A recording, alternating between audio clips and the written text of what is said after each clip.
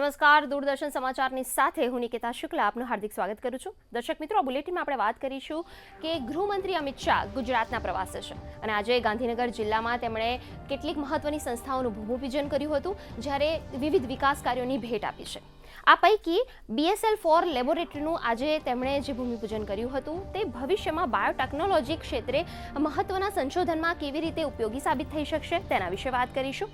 તો army chief Upendra ત્રિવેદીએ આજે પત્રકાર પરિષદમાં ઓપરેશન સિંદૂર વિશે શું કહ્યું તેના વિશે પણ વાત કરીશું. તો આવતીકાલે યોજાનારા ઉત્તરાયણ પર્વને લઈને બજારમાં ખરીદીની ખાસી ભીડ જામી છે અને કેવો માહોલ સર્જાયો છે તે પણ જાણીશું.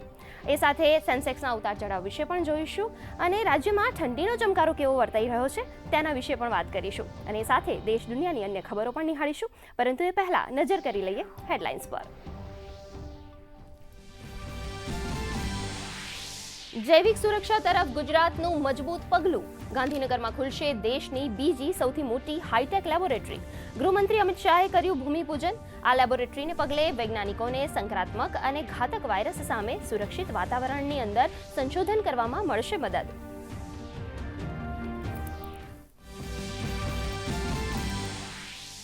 BSL-4 લેબની સુવિધા મળતા આરોગ્ય ક્ષેત્રે વધુ સુરક્ષાથી સજ્જ થશે ગુજરાત. ગાંધીનગર લોકસભાના સાંસદ અમિત શાહે પેથાપુર ખાતેથી કહ્યું, બાયોટેકનોલોજી ક્ષેત્રે ભવિષ્યમાં અપાર સંભાવનાઓ. યુવાનો માટે કારકિર્દી બનાવવા માટેની સારી તક.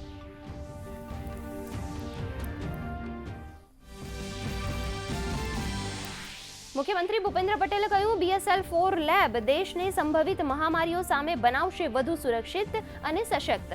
તો નવી લેબોરેટરીની સુવિધાની શરૂઆતને ગણાવી GBRCની વૈજ્ઞાનિક પરિપક્વતા અને રાજ્યની સંસ્થાગત ક્ષમતાનું પ્રતીક.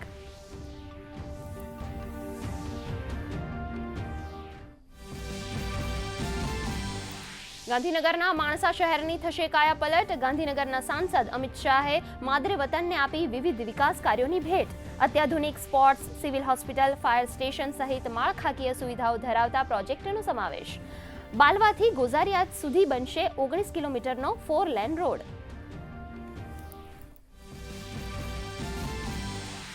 આર્મી ચીફ ઉપેન્દ્ર દ્વિવેદીએ ઓપરેશન સિંદૂર દરમિયાન સેનાના શૌર્ય અને સાહસને કર્યું નમન. વાર્ષિક પત્રકાર પરિષદમાં સંરક્ષણ ક્ષેત્રમાં આત્મનિર્ભરતાને ગણાવી સેનાની મોટી તાકાત.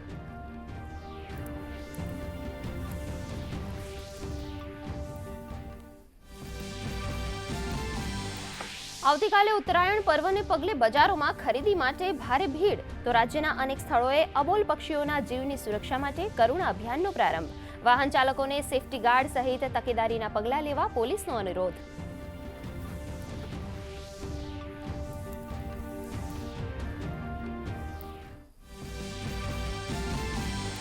રાજ્યમાં ઘટ્યું ઠંડીનું જોર. નલિયા 7.6 લઘુત્તમ તાપમાન સાથે સૌથી ઠંડુ શહેર. તો ઉત્તર ભારત સહિત સમગ્ર દેશમાં ઠંડીનું જોર યથાવત. અનેક રાજ્યો માટે હવામાન વિભાગનું કડકડતી ઠંડીનું અનુમાન.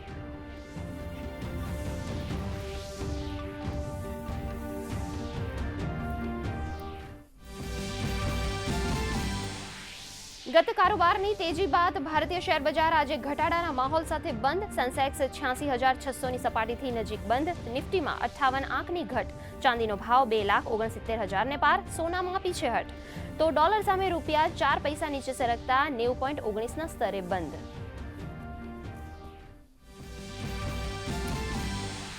રાજકોટમાં આવતીકાલે ભારત અને ન્યૂઝીલેન્ડ વચ્ચે વનડે મેચનું આયોજન. પાર્કિંગ સહિતની સુવિધાઓ માટે જિલ્લા તંત્ર દ્વારા વિશેષ વ્યવસ્થા. કાળા બજારનો કારોબાર કરનારા સામે પોલીસની ચાંપતી નજર.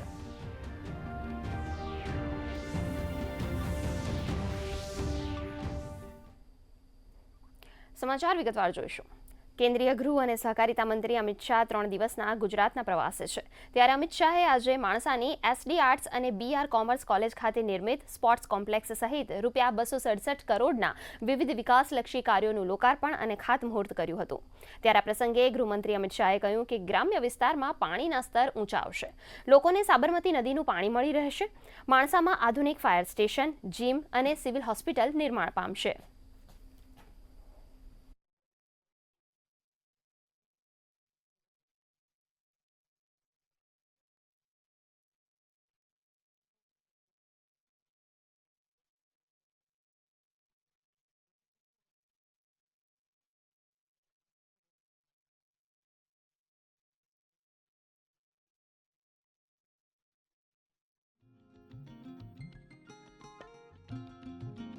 જે ગામની અંદર હું જન્મ્યો, જે ગામમાં મોટો થયો, એ જ ગામમાં આજે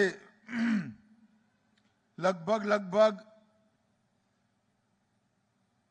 બધું ભેગું થઈ 267 કરોડ રૂપિયાના કામોનું આજે લોકાર્પણ અને ખાતમુહૂર્ત થઈ ગયું છે। રામપુર માણસા મત વિસ્તારનો છેડો, ત્યાં આગળ બીજો બેરેજ ને પછી આગળ ગાંધીનગરમાં ત્રીજો બેરેજ।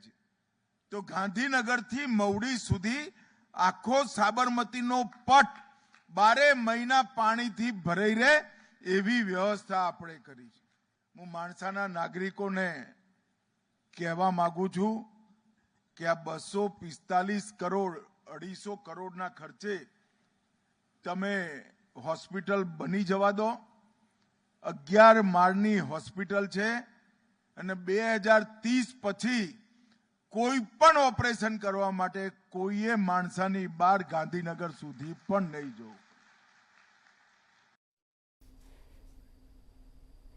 કેન્દ્રીય ગૃહમંત્રી અમિત શાહ ગાંધીનગર જિલ્લાના પેથાપુર ખાતે બાયોટેકનોલોજી રિસર્ચ સેન્ટરના ભૂમિપૂજન સમારોહમાં ઉપસ્થિત રહ્યા હતા।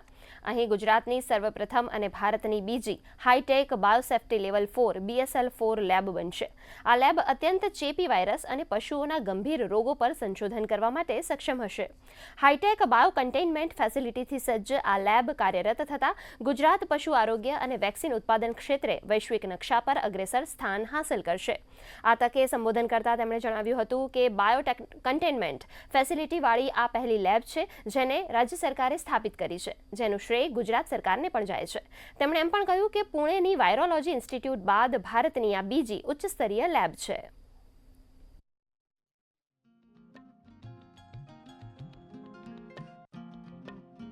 यहाँ पर BSL-4 बायो कंटेनमेंट फैसिलिटी का शिलान्यास किया गया। एक प्रकार से पुणे की वायरोलॉजी इंस्टीट्यूट के बाद ये भारत की दूसरी उच्च स्तरीय लैब होगी, परंतु किसी राज्य सरकार ने बनाई हुई ये पहली लैब है जिसका श्रेय गुजरात को जाता है। एक विशाल संकुल के अंदर 362 करोड़ की लागत से 11,000 वर्ग मीटर में देश की जैव सुरक्षा का एक मजबूत किला यहां बनने जा रहा है। आदरणीय श्री अमितभाई एक एवी सुविधानो पायो मूक्यो छे जे आखा देशने संभवित महामारीओ सामे वधु सुरक्षित अने सशक्त बनावशे। श्री अमितभाईना संसदीय मत क्षेत्र गांधीनगर में 14 एकड़ विस्तार में रूपिया 360 करोड़ थी वधुना खर्चे राज्यनी पहली अति आधुनिक BSL-4 बायोसेफ्टी लेबोरेटरी आवनार दिवसों में कार्यरत थवानी छे। ते राज्यनी विकास यात्रा ने नवी ऊंचाई आपशे। મુખ્યમંત્રી ભૂપેન્દ્ર પટેલે અમદાવાદ શહેરના બોડકદી વિસ્તારમાં વાઇલ્ડ લાઇફ કેર સેન્ટરની મુલાકાત લીધી હતી, જ્યાં તેઓએ ઓપરેશન થિયેટરમાં પક્ષીઓની જીવંત સર્જરી નિહાળી હતી। આ ઉપરાંત મુખ્યમંત્રીએ પક્ષી બચાવમાં યોગદાન આપનારા સ્વયંસેવકોને અભિનંદન પાઠવ્યા હતા। ત્યારે આ પ્રસંગે વન અને પર્યાવરણ મંત્રી અર્જુન મોઢવાડિયા તેમજ વન વિભાગના ગુજરાતના ઉચ્ચ ફોરેસ્ટ અધિકારીઓ ખાસ ઉપસ્થિત રહ્યા હતા। મહત્વનું છે કે વાઇલ્ડ લાઇફ કેર સેન્ટર ખાતે ઉત્તરાયણ પર્વ પર ઘાયલ થયેલા પક્ષીઓને રેસ્ક્યુ કરી તેની સાર સંભાળ લેવામાં આવે છે।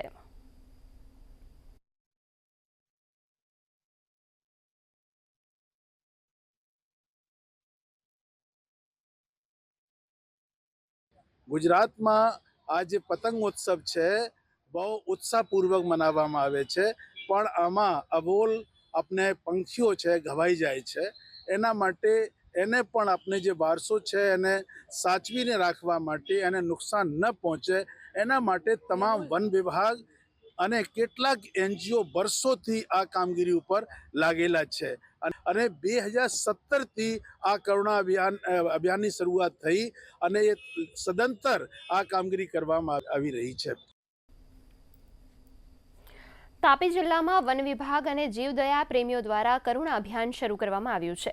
ડીએફઓ સચિન ગુપ્તાએ જણાવ્યું હતું કે અબોલ પક્ષીઓના જીવ પતંગની દોરીની ઝપેટમાં ન આવી જાય કે દોરીથી પક્ષીઓ ઇજાગ્રસ્ત ન થાય તે ઉદ્દેશ્યથી દર વર્ષની માફક વન વિભાગે આ પહેલ કરી છે.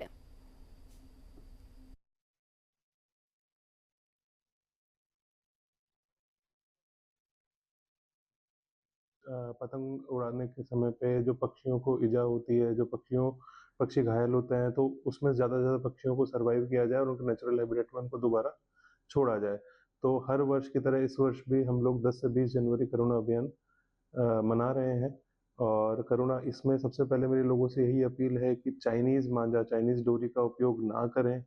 कहीं कुछ भी ऐसा बर्ड्स का आपको कोई ऐसा इंसिडेंट मिलता है जहाँ पे कोई बर्ड घायल है या किसी बर्ड की डेथ हो गई है या किसी बर्ड मतलब कोई उड़ नहीं पा रहा है, तो तुरंत वन विभाग को संपर्क करें.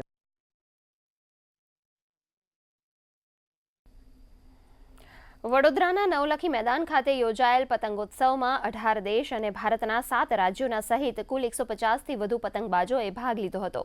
તેમજ અવનવા રંગબેરંગી અને આકર્ષક પતંગ ચગાવીને નગરજનોને આકર્ષિત કર્યા હતા. આ પ્રસંગે સાંસદ ડોક્ટર હેમાંગ જોશી, વિધાનસભાના મુખ્ય દંડક બાળકૃષ્ણ શુક્લ, મેયર પિંકીબેન સોની, મ્યુનિસિપલ કમિશનર અરુણ મહેશ બાબુ સહિતના મહાનુભાવો ઉપસ્થિત રહ્યા હતા.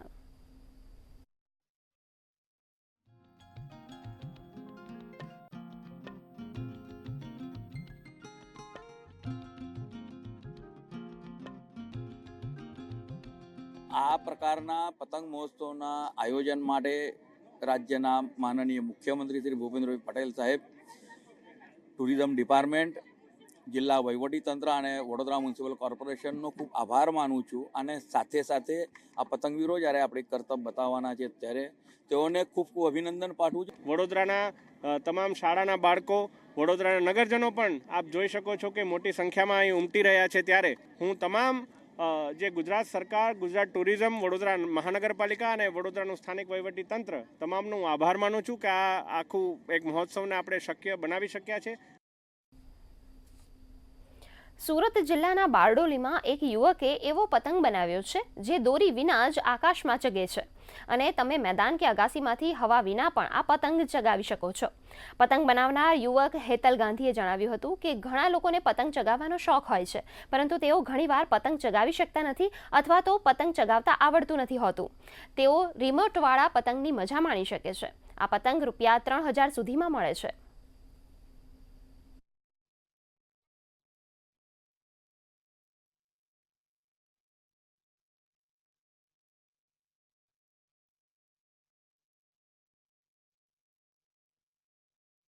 મેં 2-3 ટાઈપના પતંગ અલગ અલગ મેં ડિઝાઇન બનાવ્યું 2-3 તૂટી ગયા, પડી ગયા મારા. પછી એક એવી સારી ડિઝાઇન એક સારી મારી થઈ ગઈ તો જેમાં બહુ જ ઇઝીલી, બહુ સામાન્ય રીતે તમે રિમોટ કંટ્રોલથી તમે પતંગને આરામથી ચગાવી શકો અને તમારો પતંગ કપાય જ નહીં.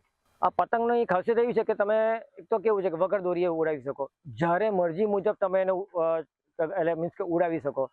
કોઈ ધાબા પરથી પણ ઉડાવી શકો, તમે ગ્રાઉન્ડ પરથી પણ ઉડાવી શકો. બીજું કે આ પતંગ પાછો તમારી પાસે આવશે.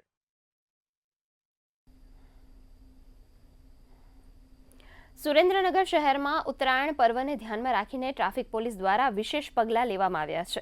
શહેરના રિવરફ્રન્ટ રોડ તેમજ પી શાહ કોલેજ રોડ સહિતના વિવિધ વિસ્તારોમાં ટ્રાફિક પોલીસ દ્વારા 2 વ્હીલર વાહનો માટે સેફટી ગાર્ડ મૂકવામાં આવ્યા છે. વધતા વાહન વ્યવહાર અને અકસ્માતની શક્યતાઓને ધ્યાનમાં રાખીને અલગ અલગ સ્થળોએ 100થી વધુ સેફટી ગાર્ડ સ્થાપિત કરવામાં આવ્યા છે, જેથી વાહન ચાલકોની સુરક્ષા સુનિશ્ચિત થઈ શકે. ટ્રાફિક પોલીસે સેફટી ગાર્ડ જેવી સુવિધાનો ઉપયોગ કરવા તેમજ ટ્રાફિક નિયમોનું પાલન કરીને ઉત્તરાયણ પર્વને સુરક્ષિત અને આનંદમય બનાવવા નાગરિકોને સહકાર આપવા અપીલ કરી છે.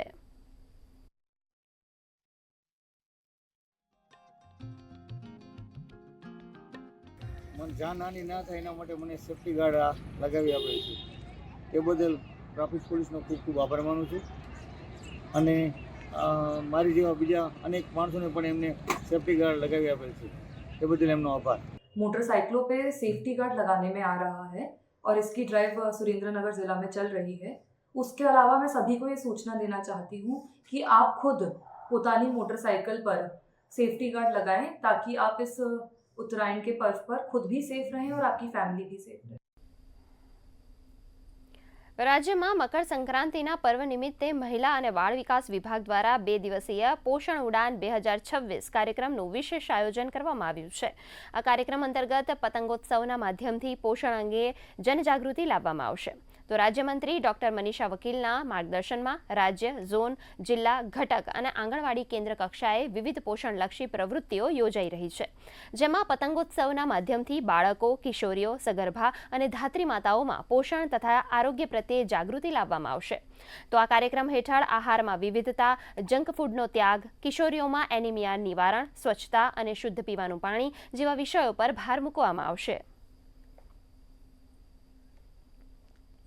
પંચમહાલમાં ICDS વિભાગ દ્વારા પોષણ અભિયાન અંતર્ગત ગોધરા ખાતે વિશેષ કાર્યક્રમનું આયોજન કરવામાં આવ્યું હતું. વિવિધ આંગણવાડીઓના નાના બાળકો તેમજ 15 થી 18 વર્ષની વય જૂથની શાળાએ ન જતી કિશોરીઓને ખાસ આમંત્રિત કરવામાં આવ્યા હતા. બાળકો અને કિશોરીઓને સંતુલિત અને પોષણયુક્ત આહારનું મહત્વ સમજાવવામાં આવ્યું હતું, તેમજ વિવિધ રમતો સાથે પતંગ ચગાવવા સહિતની હળવી પ્રવૃત્તિઓ કરાવવામાં આવી હતી. આ કાર્યક્રમ દરમિયાન બાળકો તથા કિશોરીઓને પતંગ અને દોરીનું વિતરણ પણ કરવામાં આવ્યું હતું.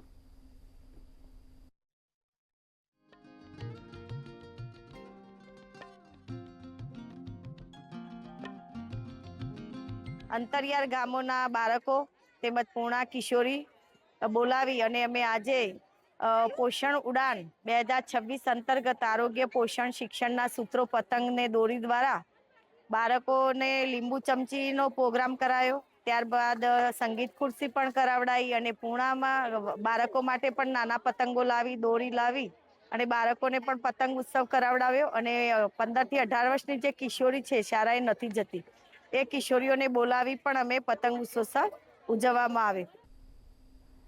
કેન્દ્રીય કૃષિ મંત્રી શિવરાજસિંહ ચૌહાણ ભાવનગરના હણોલ ગામે આયોજિત આત્મનિર્ભર હણોલ મહોત્સવ 2026માં ઉપસ્થિત રહ્યા હતા, જ્યાં તેમણે ગ્રામીણ વિકાસ ફેસ્ટિવલનું ઉદ્ઘાટન કર્યું હતું, તેમજ વિવિધ સ્ટોલની મુલાકાત લઈ ખુશી વ્યક્ત કરી હતી, તેમજ ડોર ટુ ડોર સફાઈ માટેના ટેમ્પલ બોલ વાહનોનું લોકાર્પણ પણ કર્યું હતું.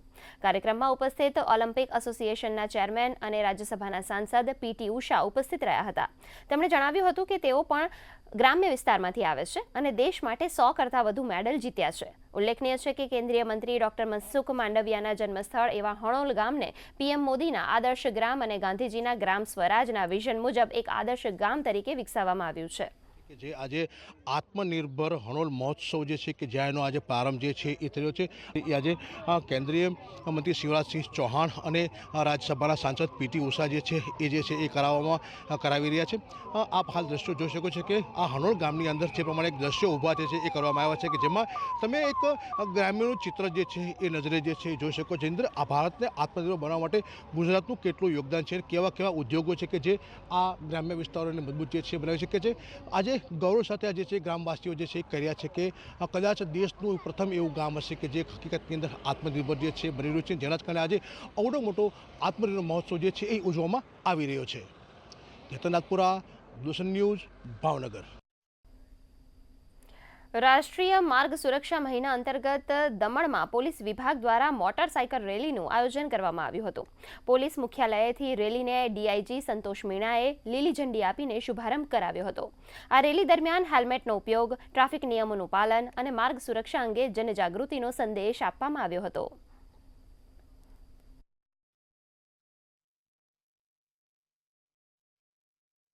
ज़्यादा से ज़्यादा लोगों के भीतर रोड सेफ्टी को लेके हम एक अवेयरनेस क्रिएट कर सकें, क्योंकि आए दिन हम इंसिडेंट सुनते हैं कि हेलमेट ना लगाने को लेकर या फिर रैश ड्राइविंग को लेके एक्सीडेंट होते रहते हैं. तो इसको लेके हमारा उपलब्ध उद्देश्य यही है कि हम ज़्यादा से ज़्यादा लोगों को इसके थ्रू बता सकें. इसके अलावा भी हम कई सारे एफ़र्ट्स कर रहे हैं.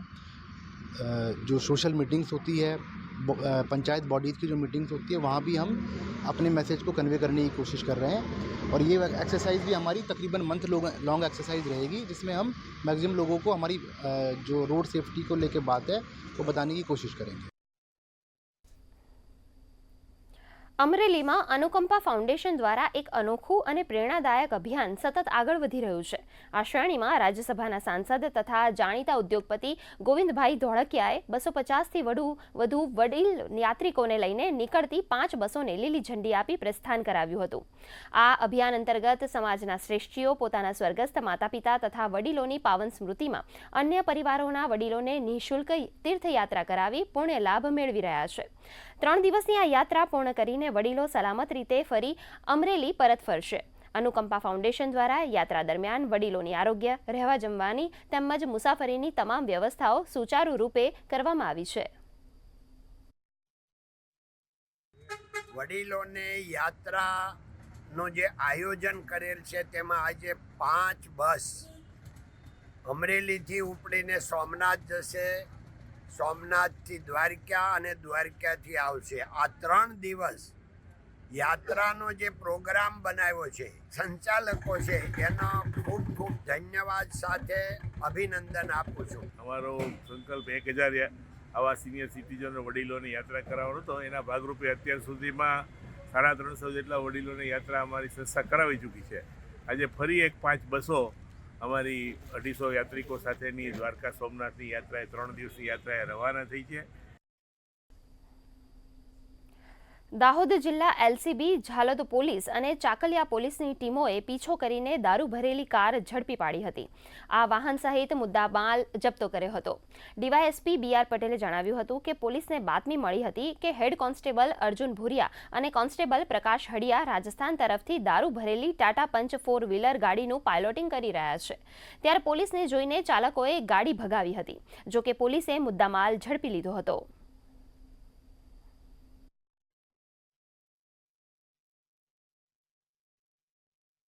ગાડીના જે રજિસ્ટ્રેશન નંબર પરથી એને વેરીફાઈ કરતા આ ગાડી મોહનભાઈ તાવિયાન નાઓના નામે બોલતી હોય અને જે ચાકલિયા પોલીસ સ્ટેશન ખાતે ફરજ બજાવતા કર્મચારી હોય જેના વિરુદ્ધમાં ચાકલિયા પોલીસ સ્ટેશન ખાતે પ્રોહિબિશન એક્ટની કલમ 65E, 81, 98(2) અને 116B મુજબનો ગુનો રજીસ્ટર કરવામાં આવેલો છે.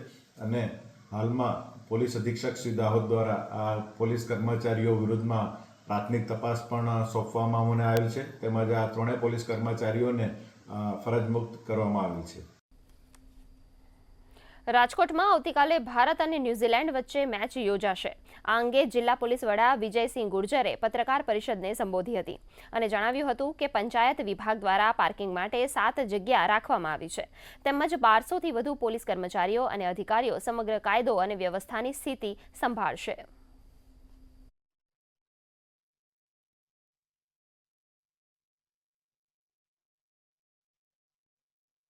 જો ભારત અને ન્યૂઝીલેન્ડ વચ્ચેનો મેચ છે એના માટે પોલીસની બંદોબસ્તની વ્યવસ્થિત વ્યવસ્થા કરવામાં આવી છે. પાર્કિંગની કુલ કેપેસિટી 5000 જેટલા 4-વ્હીલર અને 5000થી વધારે 2-વ્હીલરની છે.